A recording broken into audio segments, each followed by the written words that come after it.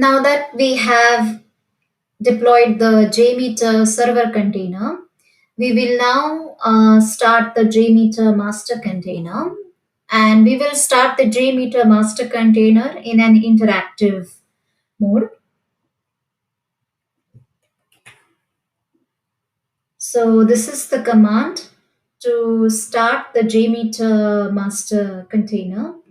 And I have started the JMeter master container in JMeter Docker network with this IP. And I have mapped my repository directory to the JMeter master container as a Docker volume so that I have an access to the test file and the properties file, which I will be using for running the JMeter tests.